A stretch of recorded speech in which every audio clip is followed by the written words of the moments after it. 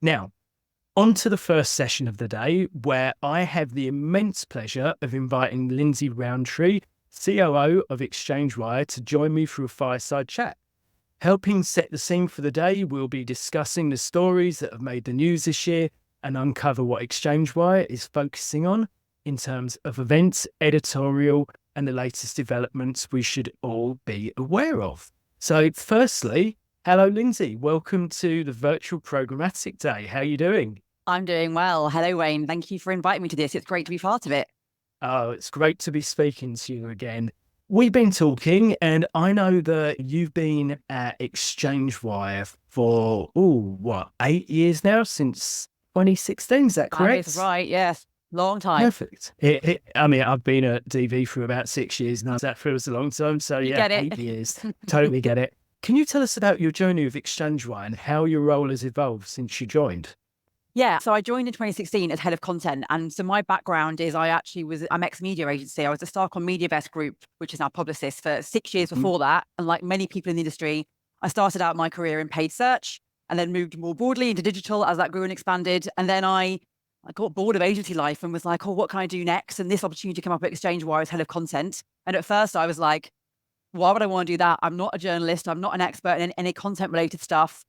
But we kept having conversations, me and Kieran and Rachel, our founders. And I felt like it could be an interesting place for me to go to step away from the agency world, almost sit above the industry and see what all the moving parts are. Because when you sit in an agency, you think everyone loves you and thinks you're amazing. When you come out of it, you're going to go, oh, that's not the case at all. So being able to have that perspective was so fascinating to me.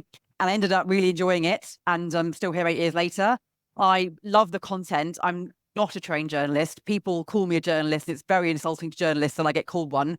But I do really like knowing stuff. I like to understand everything. And I guess my background in planning and buying really helps with that. I understand how everything works, which is obviously really beneficial. But as ExchangeWire has grown, and we've grown quite a lot in terms of the kind of content we produce and in terms of the events that we run, it's been great to be a part of that growth. And now I'm obviously COO, which means I run the day-to-day running of the business, but marketing and content still sit very much under me. And it's still a fascinating place to be sitting. So, Lindsay, let me ask you this. If you don't describe yourself as a journalist, how would you personally describe yourself? Oh, there's a question. An enthusiast. Yeah, I know that feeling. Most people say to me, like, well, how would you describe yourself? I'm like, I'm a sales guy. There's no getting around it. Let's talk a little bit about the editorial, as you mentioned. What has been the most significant stories in programmatic in the ad tech space for this year, according to ExchangeWire? It will definitely, I have to say, it's definitely anything around cookie deprecation. It's been such a big story. It's a difficult one because there's so many different angles to it. There's stories around the cookie deprecation in terms of what opportunities exist and how that actually helps open up new possibilities, use of IDs and the open web and what the other opportunities are. But there's also I don't want to say the word hysteria, but not far off it, mass hysteria around what losing the third-party cookie will do for our industry. And I think that the different angles around that have very much been reflected in a lot of the content that we've been putting out. Whether we want to or not, we don't want to keep talking about the deprecation of the third-party cookie and how it's going to impact the industry because there's so much other stuff to be talking about. But of course, it's what people want to know more about and want to hear more about. So we're going to obviously deliver on that front. Now, it's really interesting that you bring this up because I know me and you have had this conversation previously. What I would love us to start talking about is what happens beyond cookie deprivation and what that means to us as an industry in years to come, because I think people forget cookie deprivation is just the first part in a series of changes that are coming over the next 3 or 4 years. And we need to start thinking about what those changes look like and what they mean to us as an industry. Would you agree with that? Yeah, I couldn't agree more. I think that there was disappointment in the ExchangeWire office from the sort of the collective sigh of relief that occurred when it was announced that Google's deprecation of third-party cookies was being delayed. And it was a shame because we thought we were getting somewhere and everyone's going, oh, thank the Lord, I've got more time now to prepare for this. Sort of meant you should be looking at this on your own terms. You shouldn't be relying on anybody else in the industry to tell you how you should be planning for this. It should be down to you and you alone and how you want to run your business, not because one big tech company that has a monopoly across a lot of the activity tells you, and that's not even anything against Google, that's just against everyone needs to be understanding how to do things on their own terms. And we should be looking, you're absolutely right, Wayne, we should be looking beyond that. And I don't think it's happening enough. And there's a lot of really good stuff happening, but I don't think it's being talked about as much as it maybe could be collectively across the industry. Yeah, I completely agree. I think Google, to give them their dues of their reasons for delaying cookie deprecation till early next year, I think it's important that we get it right. And I guess a lot of companies, they feel it is nice that they have that little bit of extra time, but I completely agree. If you as an organization are completely bought into this privacy first approach, then it is collectively important that all of us take owned and joint responsibility for ensuring that is rolled out collectively rather than a few companies driving it forward. We should all be driving it forward together. Absolutely. I completely agree. And I think that you do see from the people that we speak to across the industry, and this is globally, you do see a bit of a disconnect from the advertiser side versus the publisher side. And actually, you speak to a lot of publishers, I guess more particularly kind of premium publishers, more established publishers, that have said, some have said we've not been using a third-party cookie for 5 years. We're well prepared for this. We know exactly what's going to happen to us, and we know what we need to do. And we've got our focuses and got our strategies. That largely relates to the fact that publishers have had to look for new revenue opportunities and look for new ways of working for a long time anyway. And the way they track and target their audiences is part of that. But the advertisers, I think, and I don't want to generalize, this is a terrible thing to generalize, but you have to, in this brief conversation, there is a lot of, we'll wait and see. The second mover advantage plays a big role here. We'll wait and see what those guys do first before we then go and act. And I think that, again, every business is different. You need to be doing this on your own terms and do what's right for you. Oh, feels a little bit like GDPR all over again. It does. It really does. We feel a lot of that. Yeah. Sticking with the topic of editorial, how do you and ExchangeWire decide which stories and trends to focus on in your editorial content? How do you prioritize these? Analytics is definitely our friend. We obviously look closely at what stories and what topics people are engaging with, both on site, but also at our events. When we run events across the world, at ATS in Singapore, London, and Tokyo this year. So we provide anecdotal and also official qualitative feedback from people to understand what they enjoyed and what they want to see more of. And that helps inform our content and our editorial calendar for the year. General conversation, we really have to be in everywhere and make sure we're talking to people all the time. So my content team are constantly out speaking to people. Our commercial team are out speaking to people. We do research calls for our events as well to find out what people want to see on stage. And all of this helps inform everything. And there's nothing like being in the office together and just chatting about what was said at this lunch and who said that at that breakfast. And just to make sure that we all know we're all on the same page. Because there's so much going on. It really can be hard to pin things down and understand what's white noise and what really is truly something of interest to the industry. We like to think we do a fairly good job at it, but there's a lot of moving parts come together for us to get where we are when it comes to editorial.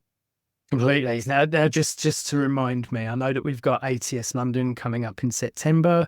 Any other European ATSs coming up before then? No, we consolidated a few years ago. So we used to run them in other markets as well, but we consolidated. And so London is now a sort of big European hub event taking place on the 11th of September. So anybody wants to come and visit, come and attend.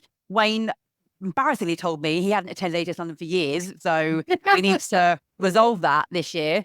Absolutely. I apologise for that, but I promise you I will be there in September with Belgium this year. Now you're talking out on it. Let's talk about industry developments. What are some of the most exciting new developments or innovations in programmatic advertising that you've come across recently?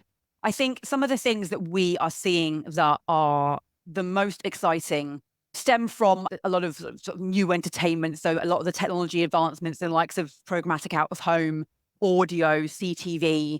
Curation is a big thing that we are hearing and seeing a lot about and speaking to a lot of different people about. And I think that there's still a lot of confusion around curation. Some people think it's just the return of the PMP. Other people don't really understand what difference it's going to make. We do hear a lot of conversations around the likes of attention measurement as well. Attention is big. You also speak to people who go, attention is just another lever that we can pull. So it's important for us to be able to get a kind of rounded view on what something is and not just. It's difficult. It can be difficult in this industry when you work for a kind of a niche B2B publisher to be part of the echo chamber. And it's very difficult to sometimes see the wood for the trees when everyone's talking about the same thing, but it's all for each other's benefit. And you do hear that certainly in some sectors like audio, for example, there's so much interesting stuff happening in audio. But as somebody from an audio company recently said to me, it only ever gets talked about at audio events among audio people. Like, it's never actually talked about more broadly about what can be done and how advertisers can really use and benefit from programmatic audio and the technological advancements there and the creative developments there. That is just one example, but there's so many different things that we could be talking about creatively from a data perspective that I think just get stuck in and among the same people talking about them without broadening them out. I think it's really interesting. We'll park attention for a moment because we've got an attention panel later We do indeed, in this session today.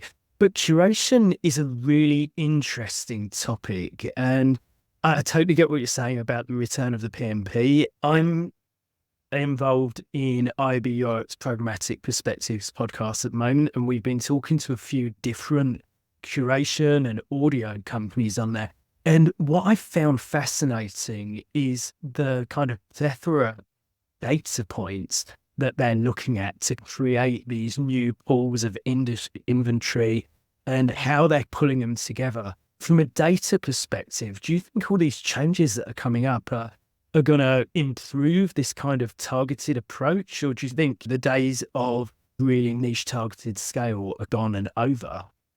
I think it can be a double-edged sword, can't it? Having all this data is great, but we've fallen into this trap before by giving ourselves almost too much data that we don't know what to do with it. And also we're taking it for the sake of taking it when we shouldn't be taking it and don't know and aren't using it correctly and aren't storing it correctly. Obviously, the way that curation works is we're assuming that everything is done above board and everything is data private and there's no concerns around that. But we do need to worry and keep front of mind about just like curating data for data's sake, because I think that is a problem that we seem to fall into on a fairly regular basis, quite worryingly. But I think that there's a lot that can be done with this data. But I think that sometimes I think as an industry, we can get in each other's way and get in our own way. And we've all collectively agreed that we don't need to go after the super niche targeting anymore. Actually, it doesn't yield the benefits we think it yields. It's too complicated. It's too expensive. It annoys the end user, the end consumer. And that is the biggest thing we need to remember we're focusing on. And those things can prevent us from going overboard. And I think that if we keep those things in mind, we will do what is right for the end user. And also probably it will definitely help us yield better results as well. Completely agree. Let's talk a little bit about focus and strategy for the rest of the year. Putting kind of ATS and the conference series aside, what is ExchangeWire's kind of strategic focus and what's coming up? For us, I guess the big golden thread running through everything is opportunity. And that might sound really broad and nonsense, but I feel like there's quite a lot of negativity around the industry at the moment. And that's not to say there's not reason for it. It's not been the best year for the industry. It's been a really odd few years for the industry. And we're still all trying to find our feet and understand what works and what doesn't work. And we cannot set our watch by each year anymore. You can't, year-on-year comparisons are very challenging because everything is different every single time. But I think that we need to step outside of that sometimes and look at the opportunity. And there's a lot of conversation around the future of big tech, and regulation certainly is impacting that. And will big tech be broken up? And a term that we coined a few years ago was the 20%ers. And it was referring to the people outside of the 80% of ad spend that goes to the big walled gardens. The 20% of ad spend, which is still a huge amount of inventory and a huge amount of ad spend. What is the opportunity for them? And I really feel like this year is very much a 20%ers year. Kind of what is the opportunity for independent ad tech outside of big tech? And what will the impact of whatever happens to big tech have on the independent layer of ad tech? And that, I think, is going to be extremely exciting to look at over the next sort of 6 to 12 months. Yeah, no, definitely. It's that drip down economy and what's going to change. Exactly. All of these changes happen and impact us. So this actually leads me on nicely to my next question for you. When it comes to the programmatic advertising industry today, what are the biggest challenges and how are we addressing them? I still think one of the biggest challenges is that everybody is working towards a different goal. And again, I hate to sound too broad about things, but there are a lot of different things that are coming at us, and cookie deprecation being one of them, the impact of AI and what impact that's going to have on how we manage tech, how we run our business, how consumers use our products, etc. That's going to change things. Sustainability, or as we're hearing more and more, the term kind of brand purpose instead of sustainability, that again is causing some companies to operate differently, but is it for the right reasons? Is it genuinely to reduce carbon emissions, or is it because of a directive from the C-suite? There's so many different things coming at us, including regulation, data privacy laws. I think we all need to take a step back sometimes and look at what our ultimate goals are as businesses, as a collective, as an industry, as a part of the supply chain, and try and work together more. Because I think there's maybe a bit of negativity that I mentioned earlier, a bit of infighting sometimes. There's always room for healthy infighting. That's part of a healthy industry where there's growth and there's recession, whatever.